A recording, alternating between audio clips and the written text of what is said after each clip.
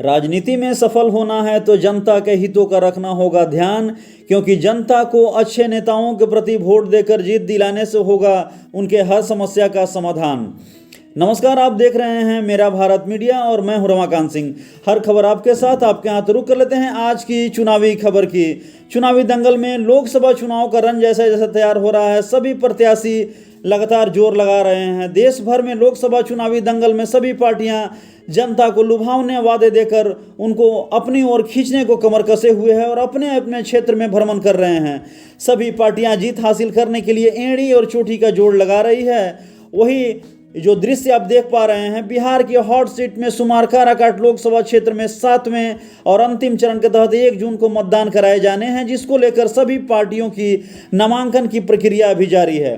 काराकाट लोकसभा से चुनावी मैदान में सभी उम्मीदवारों ने अपनी अपनी ताल ठोकते नजर आ रहे हैं और सभी ने अपना जनसंपर्क अभियान भी तेज कर दिया है, जो वीडियो में साफ साफ अलग अलग अंदाजों में रोज दर्जनों गांवों का दौरा कर हजारों लोगों से मिलने का क्रम जो है दिख रहा है। इस कड़ी में बिहार की हॉट सीट बनी काराकाट संसदीय क्षेत्र से फायर ब्रांड बहुचर्चित मुस्लिम लीडर असदुद्दीन ओवैसी की पार्टी AIMIM की महिला प्रत्याशी और जिला पार्षद प्रियंका चौधरी के चुनाव प्रचार का अंदाज औरों से बिल्कुल जुदा है। वे लगातार जनसंपर्क और आशीर्वाद जनता से ले रही है।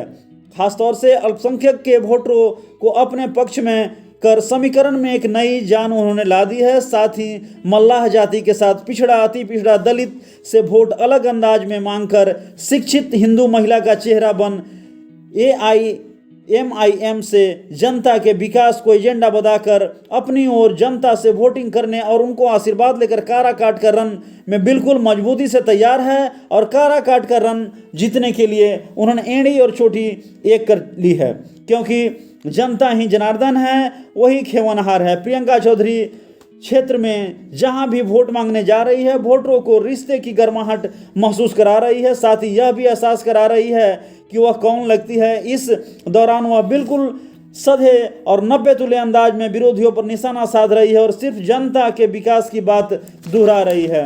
आपको बता दें कि वोटर भी उनको इसी अंदाज में कायल होते दिख रहे हैं। उन्हें लग रहा है कि कोई उन्हें अपना इस तरह जो है हम लोगों के बारे में अच्छा सोच रहा है, क्योंकि आज उन्होंने बिल्कुल एक अलग ही अंदाज में खोइछा में जो है वोटिंग मांग रही है सभी वोटरों से। किसी को बेटी, किसी को बहन, किसी को बहू बताकर उन्होंने बताया कि मैं ही काराकाट की हूँ और काराकाट में आप लोगों की देख रेख करूँगा। और उनकी इसी सोच की जो है जनता लगातार कायल दिख रही है। इसका ही दृश्य आज दर्जनों गांवों में देखने को मिला।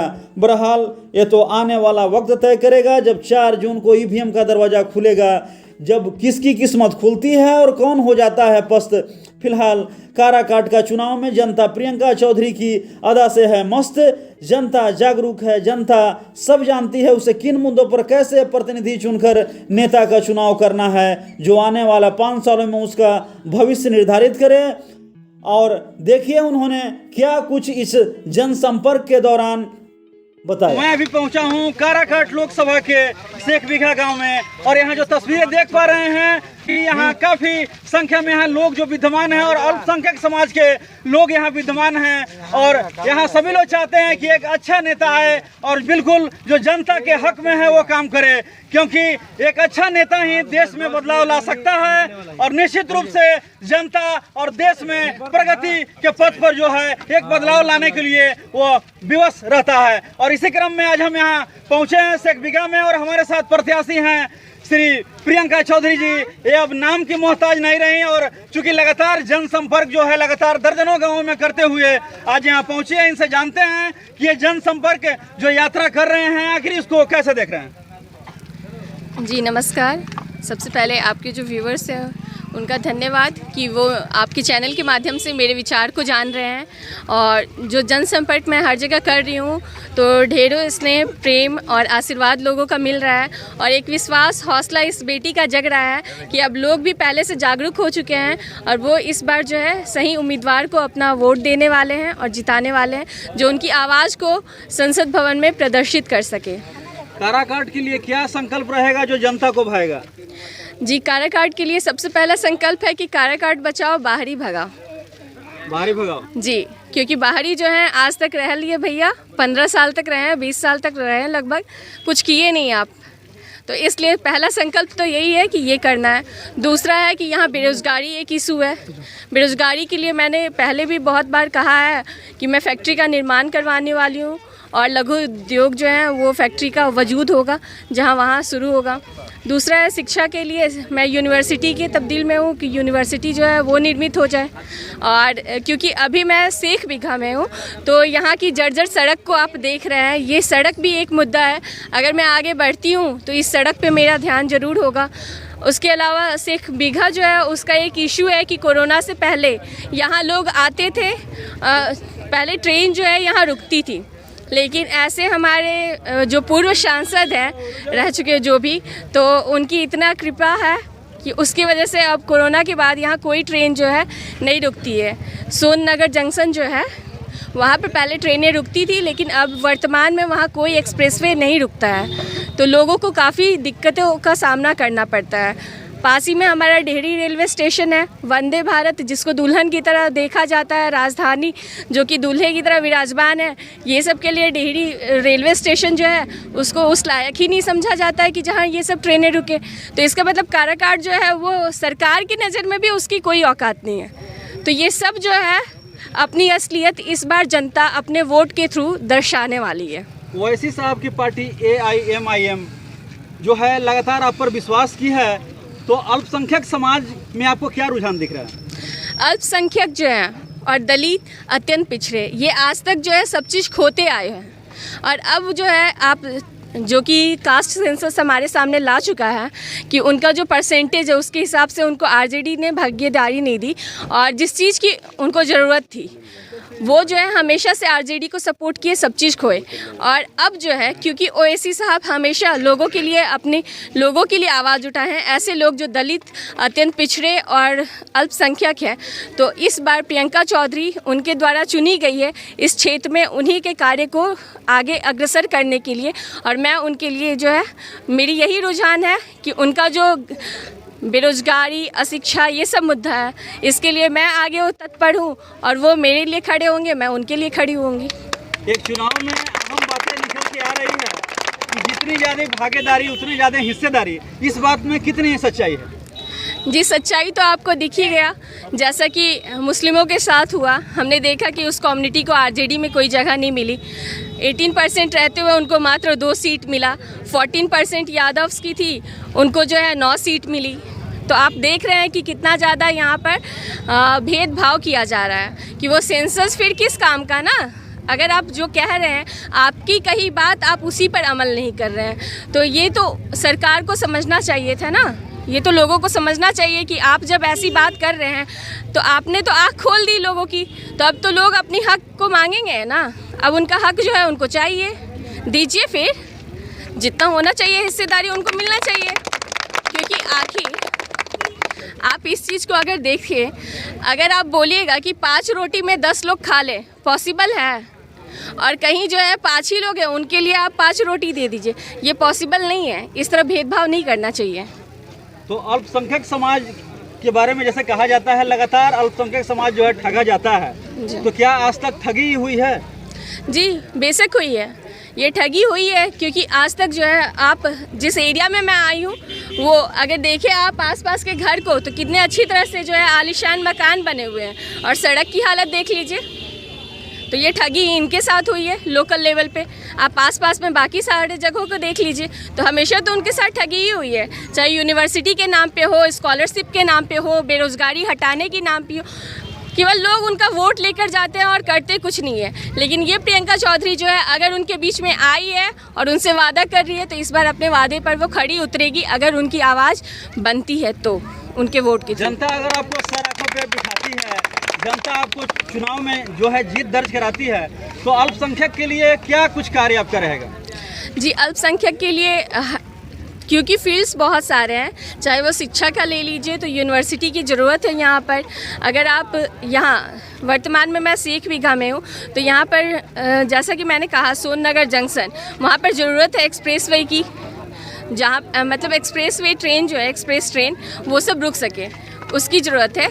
तो ये सब कुछ मुद्दे हैं। उसके अलावा यूनिवर्सिटी हो गई जहाँ बच्चे अपनी डिग्रियाँ प्राप्त कर सके। बेरोज़गारी के लिए जो है उनके पास वैसा माध्यम होना चाहिए, फैक्ट्री, जिससे उनको रोज़गार मिल सके। तो ये सारा मुद्दा मेरा रहेगा जिसके साथ मैं लोगों के बीच एक में महिला उम्मीदवार के लिए कितना कठिन है? आज वो समय नहीं है। आज अगर हम देखें तो पेप्सी की जो CEO है इंदिरा नूई, अगर आप बात कीजिए तो आसमान में जो है सुनीता विलियम्स गई, कल्पना चावला गई, तो वो सब क्या थी? वो सब महिला ही न थी। आयरन लेडी कहा जाता था इंदिरा गांधी को। आप मानती हैं कि जो हम यहाँ पर जो आपको जन सैलाब मिल रहा है, ये जन सैलाब जो है निश्चित रूप से आपको चुनाव में सफल बनाएगी? जी, मैं मान रही हूँ और मैं ये विश्वास रखती हूँ कि अगर आपके अंदर का हौसला मजबूत रहेगा ना, तो आप किसी चीज़ को गिरा सकते हैं, झुका सकते हैं। दशरथ मांझी मात्र एक पर्सन, उनको कहा जाता है माउंटेन मांझी, इसलिए क्योंकि उन्होंने एक पहाड़ को तोड़ दिया। वो उनके अंदर की क्षमता थी और ये प्रियंका अपने अंदर वो क्षमता रखती है। आइए मैं गांधी जी से भी जान लूँ, चूँकि ये प्रतिनिधि भी हैं और चूँकि अब समाज सेवी की भूमिका में भी अब काफ़ी अहम योगदान दे रहे हैं, तो क्या कुछ कहेंगे जो चुनाव जो निकल के आ रहा है काराकाट का, और जो आप जन सैलाब देख पा रहे हैं ओवैसी साहब की जो पार्टी के साथ, क्या कुछ कहेंगे? देखिए, जन सैलाब देखिए विचारधारा की है। जो हमारे साथ जो लोग हैं तो जान रहे हैं कि कौन प्रत्याशी, हम लोग के बीच में रहने वाले प्रत्याशी, इसलिए जन सैलाब है। ये नहीं कि बाहर से लोग आए हैं इसलिए उनके साथ जन सैलाब है। हाँ, पवन सिंह के साथ हैं, सेल्फी लेने वाले हैं, कितना वोटर लिस्ट में नाम है उनको खुद पता है। उनके साथ जो घूम रहे हैं उनको भी पता है कितना हमको वोट मिल रहा है और किस लिए उनके साथ सटे हुए हैं।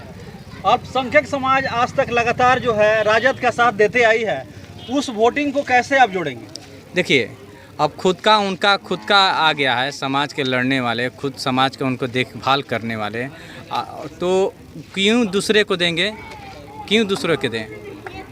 सभी जाति का सबके का नेता हो गया है क्या, तो उनको क्यों दें?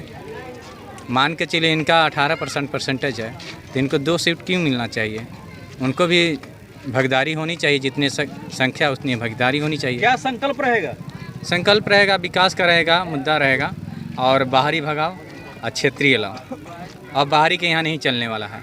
जो जन सैलाब आप देख रहे हैं, जन सैलाब को कैसे अपनी ओर खींचेंगे ताकि जो है चुनाव आते आते, चूँकि नामांकन भी शुरू हो गया है, चुनाव आते आते इससे और जन सैलाब होने वाला है। ये तो कम है, ये तो हम लोग को पहला दिन हम लोग आए हैं, इस कम है। इससे और भी अभी तो बहुत लोग अभी नहीं है, नहीं तो अभी पूरे रोड जाम हो जाता। अभी तो कम है, अभी सभी लोग बाज़ार में गए हैं, मार्केट में गए हैं, फ़ोन पे फ़ोन आ रहा, कभी रुकिए, हम बोले कि नहीं अभी हम लोग को बहुत जगह जाना है, फिर टाइम दिया जाएगा। इससे और जन सैलाब होने वाला है। चलिए बहुत बहुत धन्यवाद। ये थे हमारे साथ प्रियंका चौधरी।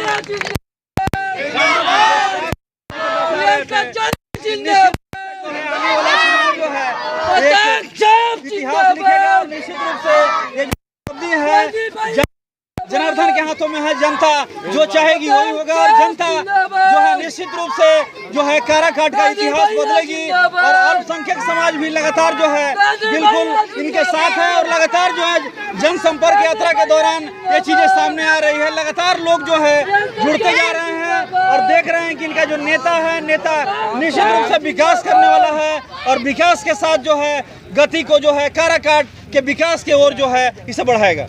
क्या नाम हुआ आपका? मेरा गुलाम असद नाम हुआ। कहाँ के रहने वाले हुए? शेख बीघा कोचार पंचायत, प्रखंड बारून, जिला औरंगाबाद। क्या कहेंगे? कोरोना काल में इतना परेशान है कि जो भी ट्रेन रुक रहा था सोननगर स्टेशन पे, जो कि हम लोग दिल्ली, बम्बई कहीं भी जाने के लिए सोननगर स्टेशन से पकड़ रहे थे, मगर आज के डेट में किसी को भी ट्रेन पकड़ना है बारून प्रखंड के पूरा आदमी को, तो हम लोग डेहरी से जाके पकड़ रहे हैं। तो ये कोरोना काल में ठीक है बंद हुआ, हम लोग मानते हैं कोरोना है, टिकट रेलवे का किराया भी बढ़ गया। उसके बाद ट्रेन भी जो रुक रहा था सोननगर स्टेशन पे वो भी आज तक नहीं रुका। तो क्या चाहते हैं आप? चाहते हम यही कि जितना भी ये प्रतिनिधि है इतना दिन से कहाँ थे और उनको चाह रहा था कि हम लोग क्या परेशानी में है। हम लोग आज बनारस के लिए पकड़ना चाहते हैं ट्रेन, तो डेहरी जाते हैं 3 बजे भोर में। ये बताइए कि जीटी रोड पे हम लोग ट्रेन जाते हैं पकड़ने आपको बाइक से गेमन पुल से, तो कितना परेशानी होता है। प्रधानमंत्री किसको चाहते हैं? प्रधानमंत्री तो आने वाला समय में बताएगा कि किसको किया जाएगा, क्योंकि देश का चुनाव हो रहा है और देश के चुनाव जनता के ही हाथ में है। जैसे प्रधानमंत्री खुद सोच रहे होंगे कि हमने क्या किया, जैसा उनको परिणाम किए होंगे जनता के साथ, उनको क्या कहेंगे, क्या कहेंगे? देश का प्रधानमंत्री कैसा होना चाहिए? राहुल गांधी जैसा होना चाहिए। राहुल गांधी ऐसा होना चाहिए। क्या खास है राहुल गांधी में?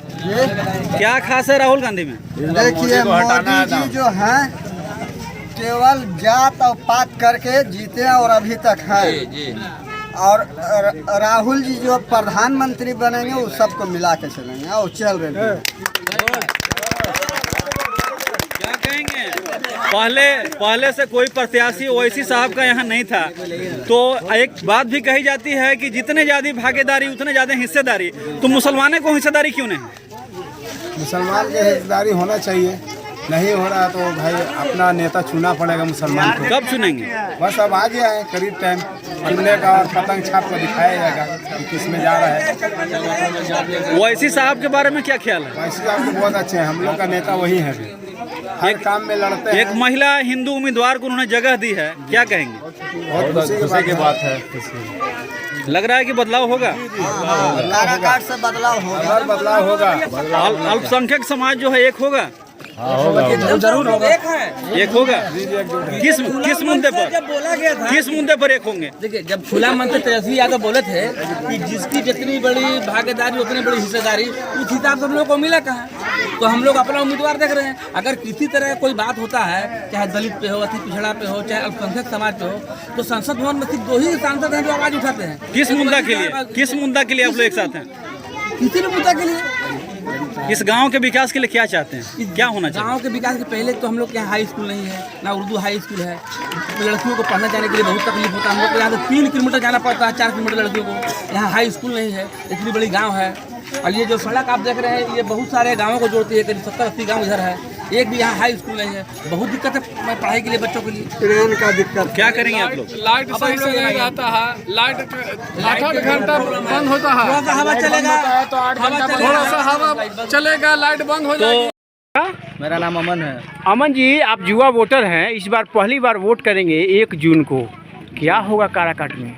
इस बार तो पतंग छाप आएगा काराकाट में। वाह वाह, क्यों?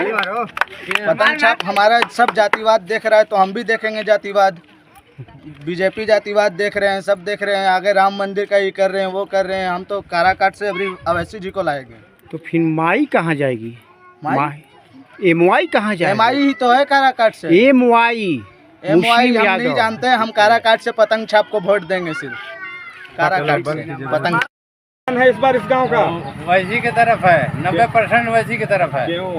विकास के लिए ये रोड 15 साल लालू को देख लिए, 15 साल नीतीश को देख लिए, अब 15 साल कुशवाहा आया था, यहाँ से कुछ काम नहीं किया। एमवाई समीकरण का क्या होगा? अबरी ठीक है, अबरी लहर है हर जगह एमआई का। क्या नाम हुआ आपका? अमोल। और लालू यादव फिर कहाँ जाएंगे? जाएंगे अबरी 24 में भी, 25 में छप्पा साफ हो जाएगा। ओवैसी साहब का आएगा अबरी। ओवैसी साहब क्या पतंग उड़ा पाएंगे? हाँ, उड़ा जाएंगे। कैसे भैया? इंशाल्लाह उड़ जाएगा। दलित बहुजन समाज पार्टी मुस्लिम देगा तो इंशाल्लाह उड़ेंगे। किसी को वोट देंगे। काहे भाई ओवैसी का क्यों? लालू क्यों नहीं? हैं? लालू को क्यों नहीं? कितना दिन चलाएगा लालू और मोदी? नया बदलना चाहिए। नया विकास 5 किलो हम खाते हैं महीना में। अभी बताइए, वो चावल सारा पक्का कच्चा। तो मोदी जी तो 5-5 किलो दे रहे हैं अनाज ना? 5 किलो में क्या होता है? तो एक परिवार को 5 किलो दे रहे हैं। 5 लोग हैं तो 25 किलो मिल गया। 25 किलो तो 25 किलो 5 परिवार खा गया 1 महीना में। मेहनत मजदूरी नहीं करेगा परिवार? है मेहनत नहीं करेगा क्या? मेहनत करेगा तो फिर कहा 5 किलो देते हैं। वो तो खीर सारा पक्का सब, वो तो गरीब के लिए दे रहे हैं। घर भी तो दिए हैं, सिलेंडर, गैस सिलेंडर भी दे रहे हैं। राजा राम का समर्थन है, हम लोग राजा ही राम को वोट देंगे। ठीक है, अब मेन बात का हमारे रोड का काम करवाइए, नल जल स्कूल हॉस्पिटल ये सब देखना चाहिए ना। चावल और गेहूं का क्या बात है, समझे? हम लोग भैया इसी चीज़ का समर्थन है। हम लोग मतलब राजा राम को वोट देने जा रहे हैं। क्यों आखिर राजा राम सिंह को ही? राजा राम बहुत पुराने नेता है, अच्छे नेता है, पर उनका और मौका दिया जाए। आपके क्षेत्र में कुछ विकास किए हैं? क्या किए हैं? नहीं, क्षेत्र में जब विकास किए थे ये थे तो हम लोग को हमसे नहीं था कि मतलब कि संसद थे, ठीक है, लेकिन अब मालूम चला वो पुराने नेता थे। एक बार चांस है, गठबंधन का सरकार है। तो मैंने जाति देखकर वोट कर रहे हैं? नहीं, जाति राजा राम हम लोग की जाति थोड़ी है, जाति तो वैसी है। तो विकास के मुद्दे पर? अब विकास के मुद्दे पे वोट हम लोग देने जा रहे हैं। फिर माई समीकरण का क्या होगा? अब क्या होगा तो इलेक्शन के बाद पता चलेगा। इलेक्शन के बाद पता चलेगा। ओवैसी साहब भी आ गए हैं दंगल में। ओवैसी साहब भी आ गए हैं, पता है हम लोग को। क्या होगा वो इलेक्शन के बाद पता चलेगा क्या होगा। अभी कुछ नहीं होगा। कुछ नहीं होगा अभी कुछ। हम लोग के यहाँ अभी तक कोई काम रोड वगैरह का बहुत कम हुआ है। यहाँ पर जनता जो है, जनता ही जनार्दन होती है। इन्होंने साफ साफ इसी को दर्शा दिया है कि निश्चित रूप से बदलाव की बयार जो है, बदलाव की बयार को ये लोग देखना चाहते हैं, क्योंकि इन्हें भी जो है बहुत सारी पार्टियां जो है ठगने का काम किया है और ये ठगना जो है नामंजूर करते हैं। निश्चित रूप से वे चाहते हैं कि एक बदलाव हो और इसी क्रम में ओवैसी जी की पार्टी AIMIM ने जो है यहाँ शंख फूंक दिया है और निश्चित रूप से एक ऐसी उम्मीदवार जो प्रियंका चौधरी के रूप में यहाँ आई है, लगातार जनसंपर्क कर जनता के बीच में लगातार जा रही है और उन्हें जो है इन्होंने चाहा है कि विकास के लिए ऐसी महिला को भी हम लोग वोट देने से परहेज नहीं करेंगे। निश्चित रूप से अगर बदलाव होनी है तो हम लोग ओवैसी साहब की पार्टी के उम्मीदवार को बदलेंगे ताकि विकास जो है एक निश्चित रूप से हो, क्योंकि विकास के आधार पर ही ये लोग जो है उम्मीदवार का चयन करेंगे और तभी जनता का जो मन मिजाज है निश्चित रूप से लोकसभा का जो चुनाव है काराकाट के लिए भाएगा।